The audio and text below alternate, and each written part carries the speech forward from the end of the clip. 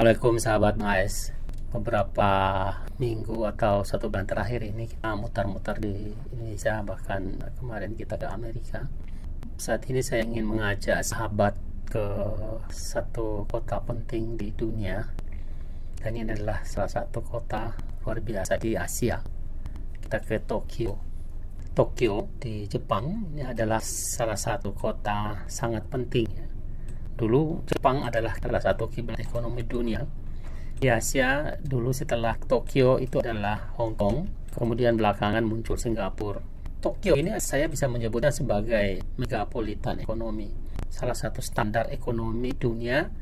Ya, ini adalah juga Tokyo, selain New York, Shanghai, kemudian Hong Kong. Nah, kota Tokyo salah satu kota di Asia yang sangat maju, ya. Kota ini kalau kita melihat dari berbagai dimensi sangat indah, ya, sangat cantik kita lihat. Dan penduduk kota Tokyo ini saat ini, ya, kurang lebih 14 juta jiwa. Karena disinilah ekonomi Jepang itu, ya, standarnya di Tokyo. Saya ke Tokyo ini sesungguhnya sudah cukup lama, saya kira 10 tahun lebih yang lalu. Ya, saya menceritakan bahwa Tokyo ini kota digital sebetulnya, satu kota yang sudah full digital. Saya tinggal di satu hotel itu full digital di dalam hotelnya itu, jadi di ruangannya itu digital. Jadi kita itu mau mengoperasikan, mau buka jendela, kemudian kita horden, itu semuanya digital. Kemudian di kamar mandi juga digital. Suhu di kamar mandi itu kita bisa mengatur berapa, dan termasuk WC-nya juga digital. Ada beberapa simbol, ya, atau beberapa ikon penting di Tokyo ini yang saya ingin mengajak sahabat untuk ke sana. Pertama adalah Ginza. Ginza itu adalah salah satu kawasan elit Tokyo. Ginza itu kalau kita mau membandingkan, ya, mirip-mirip Manhattan di New York, ya. Jadi itu adalah salah satu kawasan yang sangat elit di Tokyo. Saya pernah di situ dan pernah makan di situ, tapi mahalnya minta ampun. Makan di Ginza itu luar biasa mahalnya, dan barang-barang yang kita belanja di Ginza itu, ya, mahal. Ya, kita dulu berpikir bahwa kalau kita membeli kamera di Jepang, karena kamera itu kan kamera dari Jepang, kita berpikir kalau kita beli kamera dengan baik itu di Jepang harganya murah. Ternyata mahal, ya, lebih mahal dari harga kamera di Indonesia, karena kamera Jepang itu juga sesungguhnya ada yang dibuat di Indonesia, dibuat di Thailand, dibuat di negara-negara di luar Jepang. Nah, itu Ginza, dan ya memang sangat elit di Ginza itu. Kemudian ikon yang lain di Tokyo itu adalah Tokyo Tower, Menara Tokyo. Jadi Tokyo itu salah satu simbol penting di kota itu adalah Menara Tokyo. Menara Tokyo itu kelihatannya sangat menonjol kali karena tidak hanya tingginya, ya. Menara Tokyo itu tingginya 332,6 meter, itu tinggi.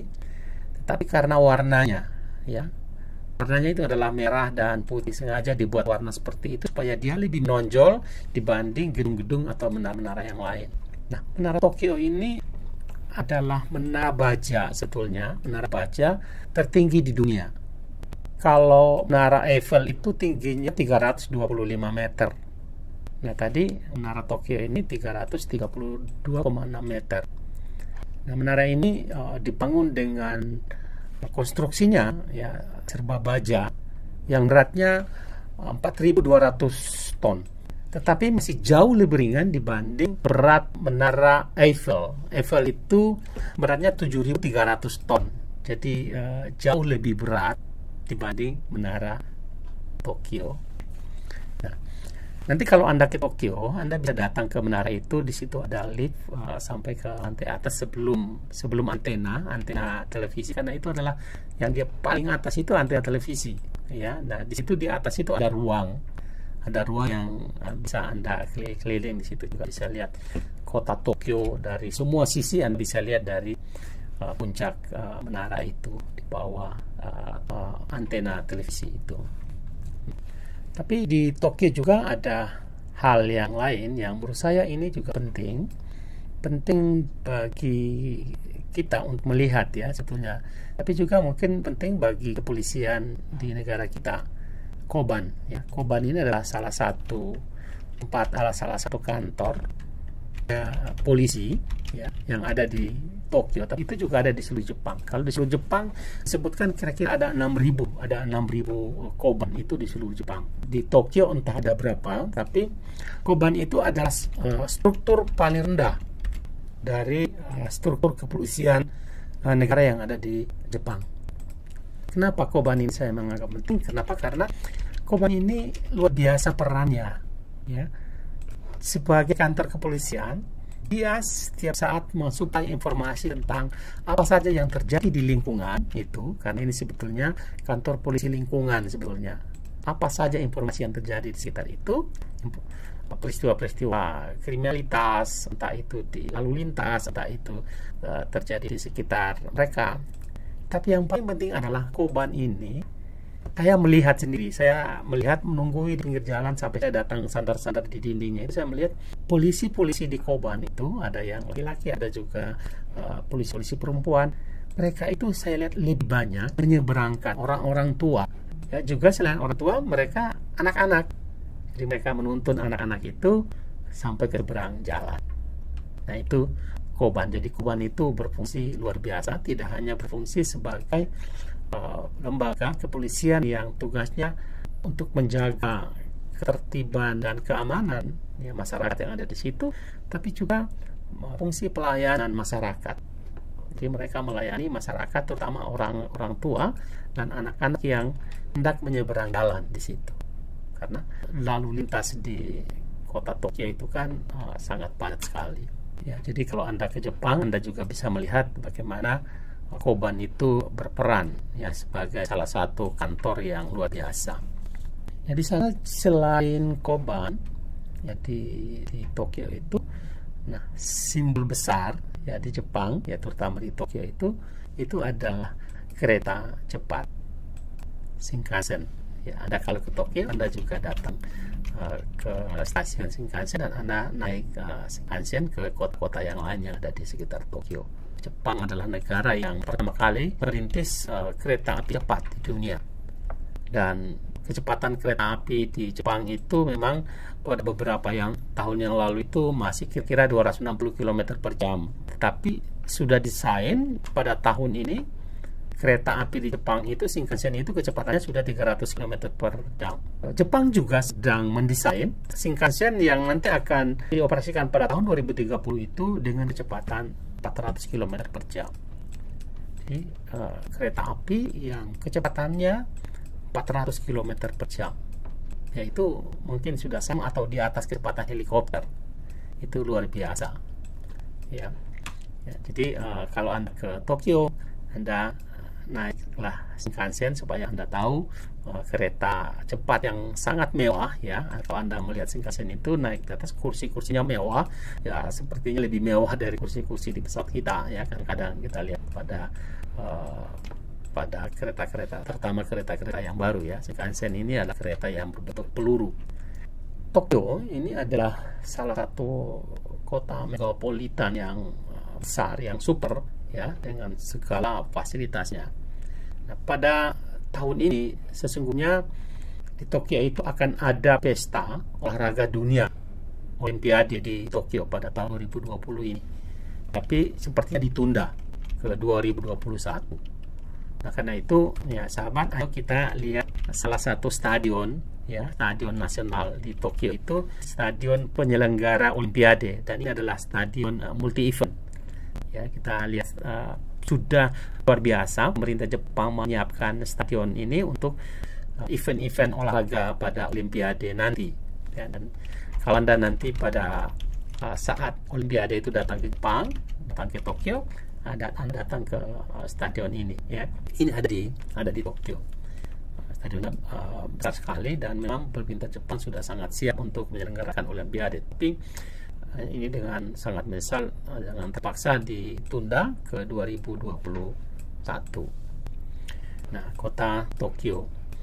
Nanti Anda nanti akan juga, sahabat, akan melihat bagaimana indahnya, bagaimana eksotiknya kota Tokyo pada malam hari. Ya, jadi nanti saya ingin memperlihatkan kepada sahabat bagaimana kota Tokyo pada malam hari. Anda melihat ya. Nanti Anda lihat.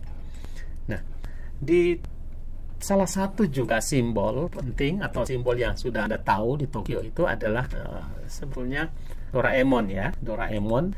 Saya itu pada saat di Tokyo, saya di Tokyo cuma 2 hari sebenarnya ya. 2 hari, dan saya naik monorail. Dan dekat dari hotel saya itu saya naik monorail keliling-keliling, dan saya sampai ke kampung-kampung sana. Monorail ternyata sampai ke kampung, ke ujung-ujung di kampung, dan saya turun ternyata di tepi laut, dan saya turun di situ ada pasir-pasir. Saya lewat di depan gedung Doraemon. Ya, itu salah satu simbol penting di Jepang ya. Kalau Anda ke sana, Anda boleh datang ke tempat itu. Nah, kalau Anda ke Tokyo, sekalian Anda datang ke Fujiyama. Anda melihat Fujiyama. Ayo kita lihat ada apa di Gunung Fujiyama. Ya, kira-kira ada apa? Ya.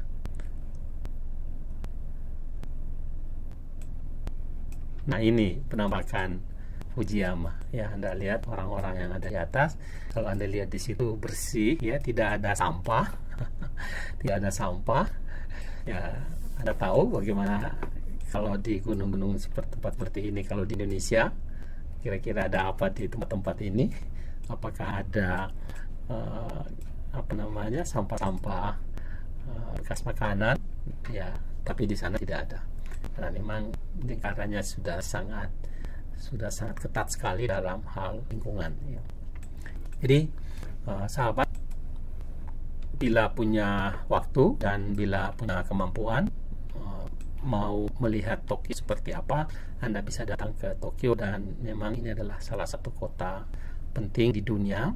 Tapi Anda harus menyiapkan banyak uang kalau ke sana. Kenapa? Karena relatif mahal di Tokyo itu ya. Kita makan juga mahal. Saya itu akhirnya waktu itu saya merasa makan di restoran itu terlalu mahal. Akhirnya saya mencari makanan itu makanan di kaki lima, makanan Jepang tapi di kaki lima ya. Makanan Jepang itu kan banyak unsur seafoodnya ya, jadi di kaki lima itu banyak.